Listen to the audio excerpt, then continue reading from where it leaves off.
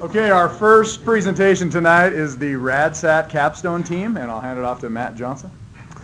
Hi everyone, my name is Matt Johnson. This is Colton Marchinsky. David Kelly, Dan Mills, and Jonathan Dover. Our advisors for this project are Dr. Brock Lamaris, Dr. Todd Kaiser, and our sponsor is NASA. So the RadSat-U project is to develop a 3U CubeSat which will demonstrate a radiation-tolerant computer system which has been developed by the graduate students here at Montana State University. Our contribution to this project will be to design and integrate a radiation detection sensor to this computer system to enhance its capabilities and so we know when radiation is actually striking it. Both of these technologies are within NASA TA11 Technology and Processing Roadmap, which is a document that NASA puts out stating their goals for future developments of technology, specifically increasing the capability of radiation-tolerant computer systems. So the RadSat mission overview is the mission is sponsored by NASA USIP, which is the Undergraduate Student Instrument Project. They're providing the funding as well as a spot on an upcoming educational launch of NanoSat mission, which is Alana. NanoRacks is our launch provider, and so we're going to hand the finished satellite off to them. They will then deliver it to an upcoming International Space Station resupply mission, most likely probably a SpaceX rocket, which will go up to the space station, and then it'll be deployed from the space station using the NanoRacks deployment system. This will put it into orbit around the Earth, allowing it to experience different radiation levels and test the equipment in the environment it was designed for. An overview of the satellite: it's composed of a 3U form factor, and 1U is a 10 by 10 by 10 centimeter cube. And so this is 3 of those stacked on top of each other. It's based off of previous designs from the Space Science and Engineering Lab, which is a lab on campus which has proven heritage designing and building CubeSats. So it's based off of 2 main subsystems. There's the avionics and then the payloads. The avionics includes everything that the satellite needs to function, including power, the radio, as well as all the gathering telemetry to be delivered to the ground station. Then there's the payload subsystems, which include the radiation-tolerant computer system, as well as the solar cell experiment system. So outside of the shielding offered by Earth's magnetosphere, radiation or computer systems are subject to single emission effects, which is basically when an energized particle passes through the computer and causes a logic level transition. And MSU has been working on a radiation tolerant architecture over the past 9 years. This architecture is designed around a 2 FPGA system, which in a master-slave configuration. And some of the techniques utilized are triple modulo redundancy, so we use triplicated hardware running in parallel and use voting circuitry to compare the outputs to make sure that we're always getting the correct output. We use memory scrubbing, where basically our master FPGA is constantly comparing the partial configuration memory for each one of the processing tiles of the slave FPGA to make against a known good copy to make sure that we're running functional tiles. And then we also have spare processors to bring online if we need to reconfigure one of the processors. Right. So students at MSU had previously attempted to do a radiation sensor, and they built their own PIN junction and integrated it with 12 channels. They were trying to localize where the strikes were occurring, but it wasn't working as well as they would have hoped. It was very power hungry, so it would brown out the board, and it might not have detected as well as they would have liked. So we're kind of using this as a jump start to our project, learning from their mistakes. We're trying to do a slightly different approach, and hopefully we'll get better results from that.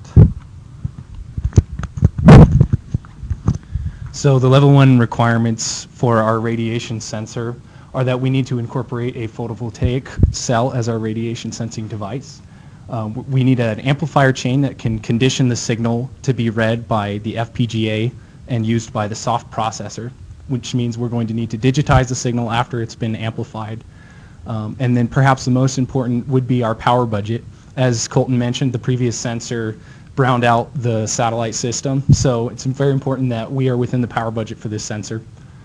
Also, we have to send our signals from the soft processor to a UART system, which can carry signals in telemetry back to Earth so that we can collect data. And then finally, we need to mechanically interface our design with the existing RadSat computer stack in a 3U form factor. Design specifications, our solar cell has to be sensitive enough to respond to radiation, first of all, and second of all, we need to be able to test it. So what we're going to be using to test our sensor is a red light laser pointer, which has about 1.168 electron volts of energy per photon, and the band, just to give you some perspective, the band gap energy of silicon is about 1.12 electron volts. So we're kind of riding the edge of detectability, but we should be able to work with that margin. The system has to be able to detect transient pulses that are on the order of between 1 picosecond and 1 nanosecond, depending on the response of the solar cell that we use. The system has to adhere to AXI-4 protocol. Basically what that is we're using the microblaze soft processor within the FPGA, and that's a standardized protocol between IP blocks on the FPGA. We can't consume more than about 100 milliwatts. That's a rough estimate that we were given by the RadSat G team, which is the graduate students who are currently working with RadSat. And then finally, our hardware needs to be able to connect with the avionics stack, the RadSat computer system, and then, as I was saying before, conform to the NanoRacks 3U form factor. So this is a pretty high-level depiction of what our system's going to look like. First, we're going to have a solar cell that'll generate the response from the radiation. That'll be amplified, and then it'll be digitized for the FPGA. And then we'll have to be able to interface that data to the microblaze soft processor on the FPGA. So one of the really difficult things about this project is these pulses can be very, very narrow, and that's largely governed by what are the solar cell. So we're looking at different types of solar cells, two most common, gallium arsenide and silicon. Gallium arsenide is very conductive, so it will likely generate a really quick response, which will be harder to deal with. So we're looking at silicon. Other technologies, thin film, polycrystalline, monocrystalline. Thin film, probably not good for this application. Since there's less material when it's hit with radiation, it will likely produce less of a charge, so it'll have a smaller amplitude. So we're looking at either polycrystalline, monocrystalline, silicon. Just some other things to consider. Silicon is obviously a lot cheaper. And of course the response. And another thing we have to consider is, since we can't run these tests on the ground, we're going to be relying a lot on previous research and experiments. Silicon is a lot more common, so there'll be a lot more accessible data for us. Okay, so the signals that we're dealing with are very small in duration and also in amplitude, so they need to be conditioned, and that's where the amplifier train comes in. And there are several different approaches that we can take. We can just take a prepackaged operational amplifier and use that, or we can set up our own circuit using discrete MOSFETs and BJTs to do the amplification. Some of the considerations are the power efficiency being the most important, and then the gain, so that it can get to a level that we can detect. The linearity in our application is not as important because we're just doing detection. We don't need to do, like, recreate the signal or store it. There's some element of implementation simplicity, and then there are amplifiers that use switching processes to do it, so that there could be EM interference, but we're not going that direction. So there's a little bit of overlap in this matrix. Op amps are kind of a prepackaged amplifier that you can use, and they can be made using MOSFETs or BJTs. And then when I put the other two columns, that's basically just saying our own circuit implemented with those devices.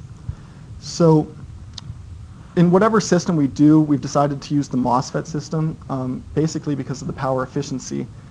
It's a voltage activated device instead of a current activated device, so it's more power efficient. It has a little bit less gain that you can get than, say, a BJT, but that could be solved with different stages.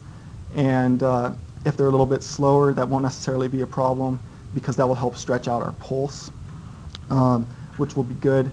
And then from this, then we can run it through a comparator basically and get that digital 1 bit going into the next part of our system.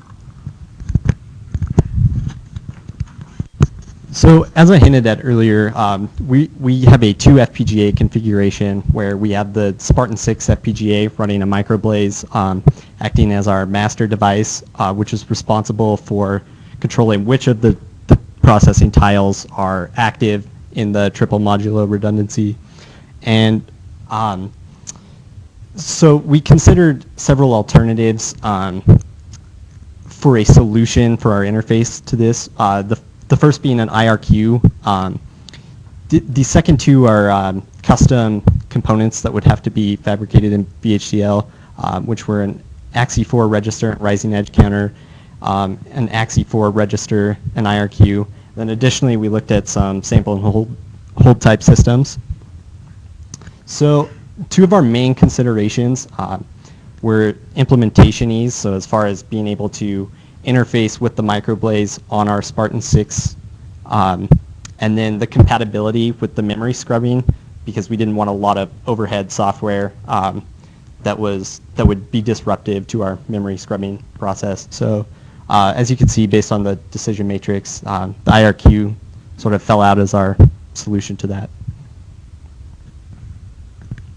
So as we stated earlier, power saving is a big deal here. So a couple of techniques that we're keeping in mind throughout our design process is using a standby mode and voltage islands. So the standby mode is as intuitive as it sounds. Basically, we will have the sensor in a partially operational state and then have an IRQ that can activate the sensor. And as long as the pulse is being detected, the sensor would stay in an actively powered mode. And then as soon as that pulse is done, it would go back into standby mode. The nice thing about that is you can have kind of a smart standby feature. So if there's another high intensity power operation such as data transmission on the RF system, you can force that sensor to stay in standby mode to avoid browning out the system. Also, what we were considering using is voltage islands. And what that is just having a modular circuit design as pictured here, where you have certain subsystems within your circuit that are all scaled to the proper voltage that they can still operate at without using excess amounts of power. The only problem with that is that it introduces a level of complexity if you need to interface from module to module. But as long as that complexity is worth the trade-off of power or power saved, then that would definitely be something to use in design. So this is just kind of a recap of all the subsystems we talked about. So for our solar cell, we'll be using a silicon-based cell. Amplifier will be a MOSFET chain, most likely. Digitizer. Right now we're just looking at capturing just 1 bit of data. We just need a pulse when the strike happens. Since we don't have to recreate it, we can just use a simple comparator to digitize that. And then we'll be using an IRQ on the Spartan to communicate with the microblaze soft processor. For our timeline, we developed a Gantt chart to help ease communication with NASA, but it's really hard to read in this format, so we broke down the most important deliverables. So these are just the capstone deliverables, which is only the solar cell radiation detector deliverables. So these are for the fall and for the spring. But then as part of this NASA USIP project, we also have full RadSat U deliverables, which consist of a PDR, CDR, then range readiness and flight readiness before we can actually hand off our satellite to nanoracks and get it ready for launch. Are there any questions?